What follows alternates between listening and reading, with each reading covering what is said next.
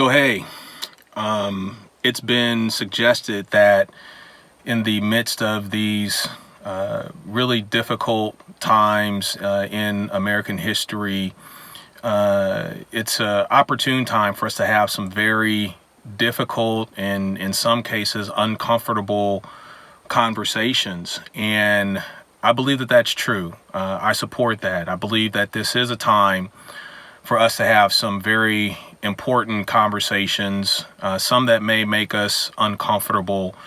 And the breadth of those conversations is perhaps broader than some might imagine.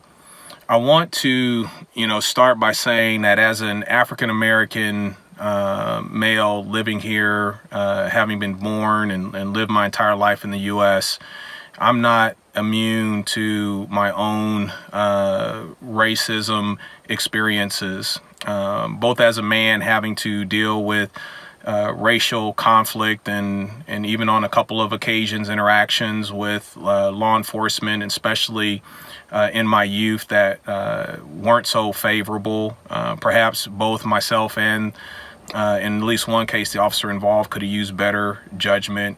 In another case, where I was wrongly accused of some things. And so I've had my own challenges personally. I've also had the experience of husbanding my wife through her own, racial conflicts when white men came and threatened her and intimidated her and scared my children, my young daughters, so fiercely that one of them had an accident on herself out of fear, having to help my sons navigate through their own racist experiences, living in a community where they are the extreme minority, and even having the talk with them, as any African American father is going to be all too familiar with, having to give the talk to their sons. So I have my own personal experiences confronting and dealing with racism. And as a result of that, I am all in and fully supportive of every productive effort to end racism, not only here in the U.S., but abroad. And in whatever form and wherever place that racism may manifest itself, whether that's systemic or institutional, systematic, individual, passive.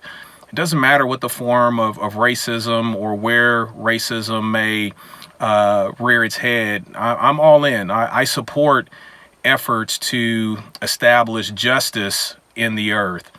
What I caution is that in our efforts to establish justice, we don't do so by becoming the unwitting perpetuators of injustice. Justice that harms the innocent, is that truly justice?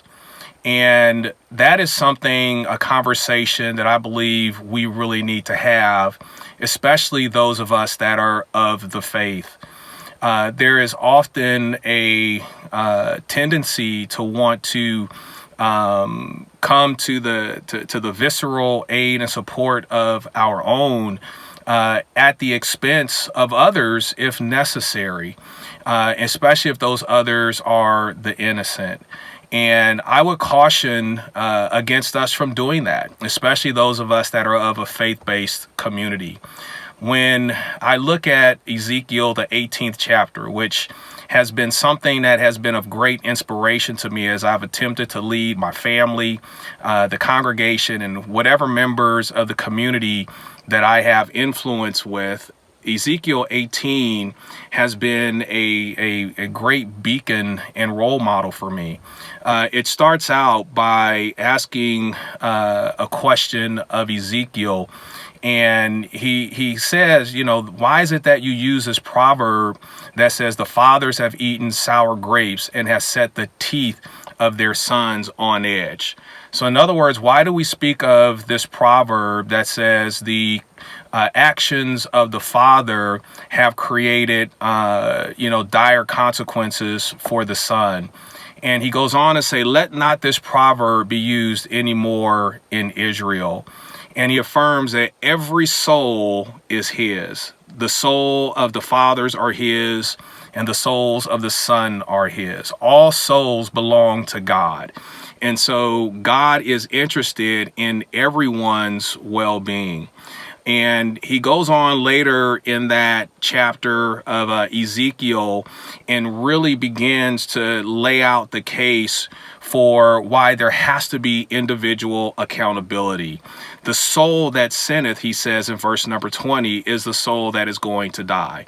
That is the soul that is going to be held accountable for their own actions. It's not the sins of the son that are going to be held against the father, nor the sins of the father that are going to be held against the son. And so this really supports this notion and this idea that justice and equality and not taking advantage of the poor and things of these nature are all important ideas, important rights that the humanity that God has created all deserve. And those who violate that are going to be held personally accountable.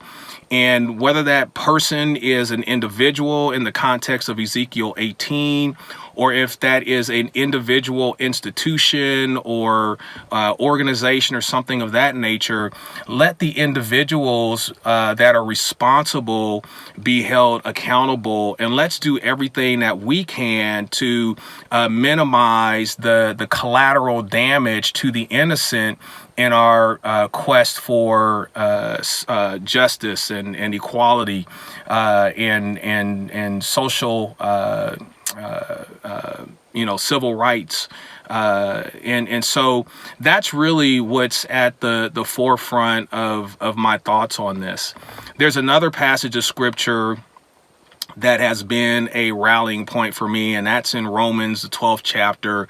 I believe it's verse number 9. He said, let love be without dissimulation. And that word dissimulation simply means without pretense, without false motives. Let it be genuine. Let it be sincere. And abhor, hate that which is evil, and cleave or cling to, lay a hold of that which is good.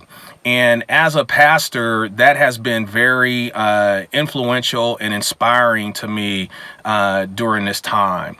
I love all of God's people, and I hate to see injustice in any form. And as a result of that, I am on the side of right.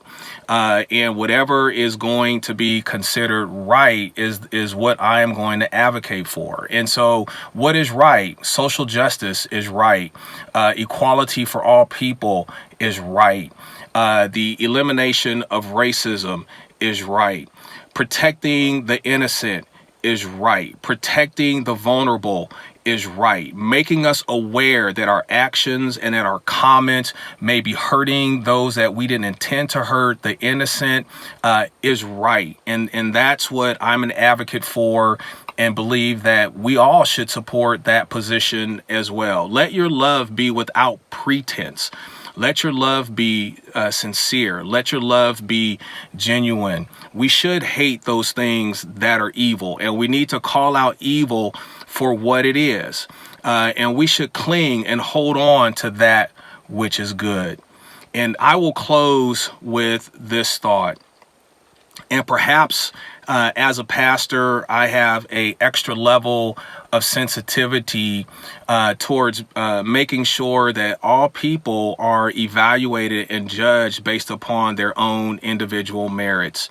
And in part because, again, the clerical community, the church, has been rocked by scandal over its history. There have been several individuals who have done some nefarious things from the pulpit, whether that's having a lack of integrity in how they've dealt with their finances, whether they've not exercised proper discretion and fidelity in their marriage relationships. In some of the most heinous instances and cases, there has been pedophilia between adult clergymen and children in the church, some of the most vulnerable among us. And there has been a tendency at times from those outside of the clerical community to want to paint everyone in ministry with the same broad brush, want to paint us all as scandalous, painting us all as people who cannot be trusted, and has caused a weary eye to come upon those in the clergy. And those of us who have served here faithfully with integrity have tried to carry ourselves justly and rightly, and in some cases have pleaded with people, I'm not that person. Don't judge me based upon where you came from. Don't judge me based upon strictly what you've seen in the headlines. Give me an opportunity to demonstrate to you as a person, as a pastor, that I'm a man of integrity, that I serve God faithfully, and that I'm doing the best I can to be true to what it is that God has called me to.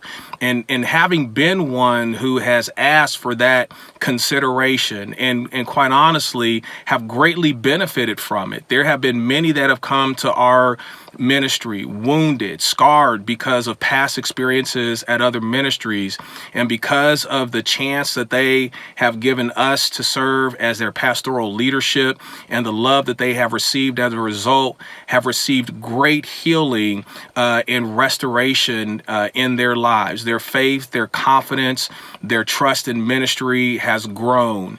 And I'm just asking that we give that same consideration that pastorally I'm benefiting from, that same consideration that those of us of the faith have pleaded for our other spiritual leaders. My ask is that we just give that same grace and that same opportunities to others in society right now, whether that's others that are serving in law enforcement, others that are serving in political positions, others that may be in non-minority roles in their lives. Let's give them the same consideration that in my example that I have benefited from, and I'm sure that many of you have your own examples as well.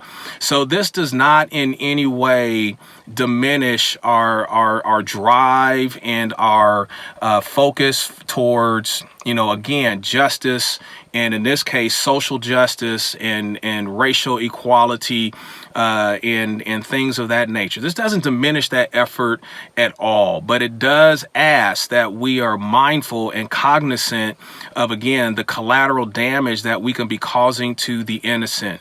Because if we are going around indiscriminately and don't care about the plight of the innocent while we try to get our own justice, that's not true justice. So I hope that this will stimulate perhaps some very challenging and difficult conversations for us to have.